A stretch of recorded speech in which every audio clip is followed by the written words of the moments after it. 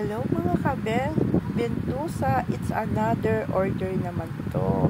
Lazada naman to, na order ko yung charger po ng e-trike.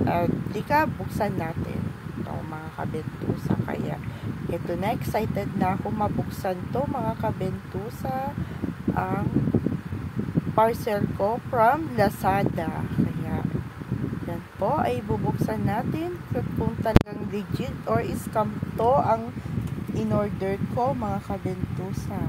Yan. Ito na. Bubuksan na natin mga kabentusa. Ayan na. Ay legit na legit. 100% po mga kabentusa ang order ko na charger ng e-trike.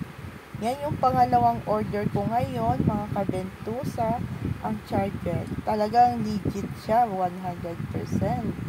Napaka-legit po siya. Nakaselyo pa yan mga kabentusa. At salamat naman ay hindi siya scam. Ito ay 100% legit from Lazada. Open na natin mga kabentusa kung ano ang resulta, kung legit ba or hindi. Yan. Bubuksan natin mga kabentusa. Kaya yan yung bubuksan natin. O, diba? Mga kabentusa.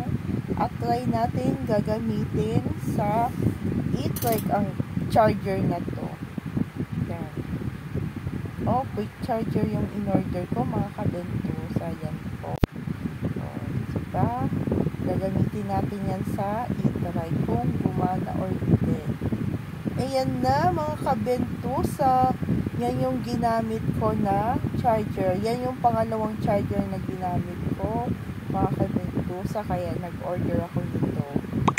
Yan po. Ay mura lang po siya mga kabentusa. Maraming salamat mga kabentusa.